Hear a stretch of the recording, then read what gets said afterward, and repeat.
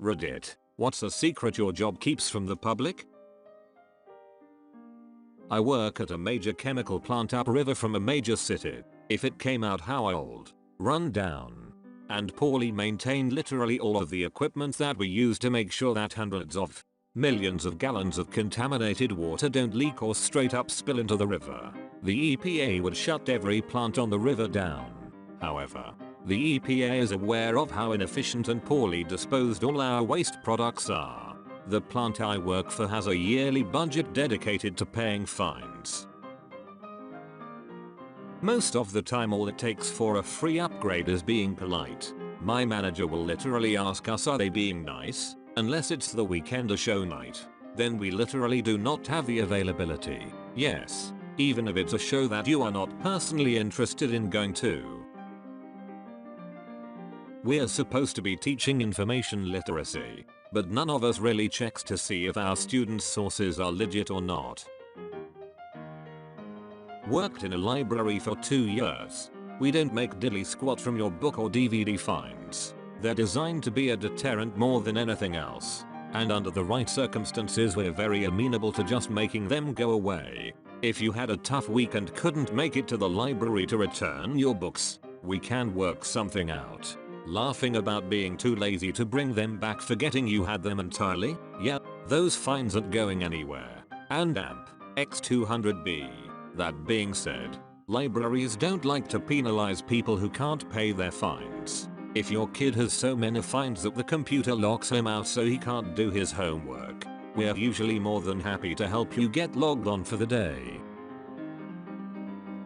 We don't recycle anything that we can't make money off of. I work in a public library. Sadly, since we're open to all, we get a lot of indigent customers. In this day and age, that means a lot of opiate users, many of whom shoot up in our restrooms. We've had many overdoses, most of which are treated quickly and effectively by administering Narcan. However, that's not always the case, and some people are either beyond saving or are found too late. In 2019 alone, we've had 13 deaths. Security and the EMTs are always careful to make it appear that the body being wheeled out is only ill, so as not to freak out the patrons. The actual number of deaths is even hidden from the staff. I'm friends with a few of the folks in security, which is how I know about it.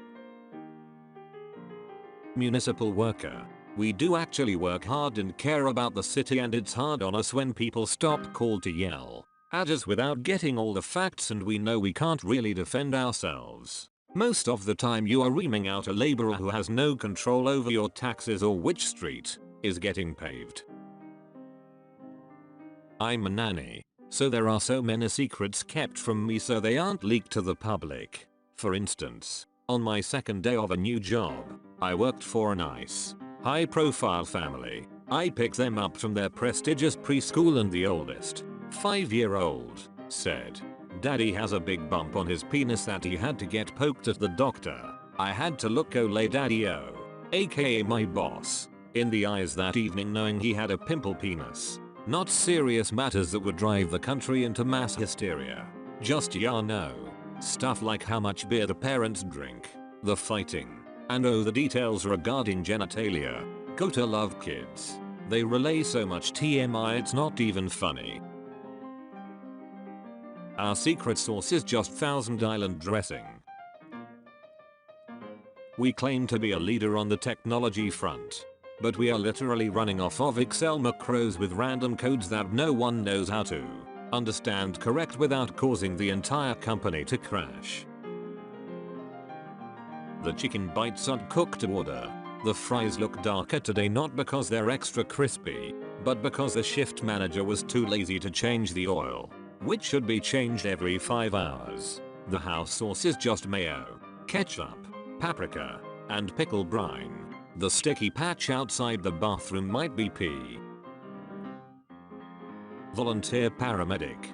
When we find an old person who clearly has been with no pulse for hours, we close the doors, shut relatives out, and pretend to do something to avoid useless legal action. I work at a water purification plant. We constantly alter the results and pump back the water to the public. I'm planning to leave soon and expose the whole thing. Anonymously, of course. Not my industry anymore. But banks would often make decisions that were probably technically illegal about which houses to repair. Goodwill has their own landfills for things that don't sell. Things sit on shelves for weeks with continuous price decrease. Then one last shot at selling at the outlet stores where everything is price per lb. Your package gets thrown 5-20 feet more than 5 times in its journey to you. A lot more the further it has to be shipped. If it doesn't say fragile, it's getting chucked. The average programmer and IT guy is just better at googling things than you are. About a quarter of all the gonorrhea we find is in the throat, and a new study link suggests transmission from deep kissing. Right, double quotation mark. Not necessarily a secret, but it's challenging to get other providers to do testing for all sites at risk. Just a reminder, whenever you go for your routine STD testing, make sure every orifice that's touched a pink part gets swabbed. Let's see. Which secret to share? Well, we'll go with this. Not my current job. But we release convicted sex offenders from prison who have not completed all of the required counseling or therapy required by the state. There's an obscene number who don't even start the process before they are released.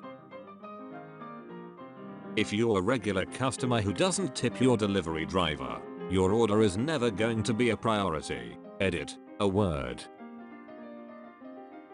The ice cream machine isn't broken, it just needs cleaning, which takes a long time. BK worker here.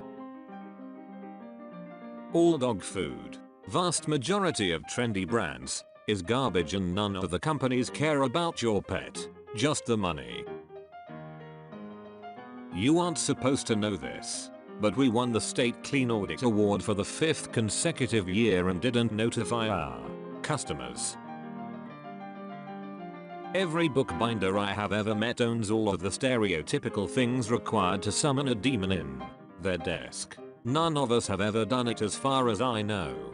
But there's a power in that. Chalk? Yep. Leather? Defiantly. Candles of all colors? Yep. Blood? I have cut myself with this knife so many times and I'm not even doing anything with it. Thick tomes of Latin or another dead language? We're probably repairing it right now even as you complain about the cracked spine of your notebook. Random hubs. Yet left my lunch here last week. A virgin sacrifice? I'm right here. Only the crust and the sauce are homemade, all of the toppings are frozen or canned. We don't check makeup shelf lives. It's very probable that your makeup is over 10 years old. I'm a doctor. It's not the vaccines that cause autism. We soak the needles in non-essential oils that causes the autism. Almost everything. That's what happens when you work as a tech guy at a big defense contractor. Even silly things are redacted, just in case. If someone ever attacks the country, we're basically ducked unless the US or China intervenes. Hospitality culinary. They take advantage, abuse foreign interns with the promise of teaching them the trade, giving them a cultural experience. In actuality, these interns are getting tricked into cheap labor and are gonna be worked like a dog for a year. Nice try, FBI. If you get a call from a telemarketing or research call center, you need to specifically ask to be taken off the call list for them to stop calling. Don't be polite and make excuses. Don't mention that you don't have the time. Don't mention the time at all. Don't even just hang up. All of those will often have the company assume on a technicality that you could technically take the call at a later time. Just straight up ask to be taken off their call list or put on their do not call list. You didn't hear this from me. Starbucks drinks are not nearly as complicated as you would think or what they make you think. A lot of restaurants I worked at relied majorly on microwaves. Still, large batches, pre-prepped, labeled by date and frozen in. Even if they did keep an eye on those dates, Gordon Ramsay and any other kitchen inspection program would still have a duck in cow.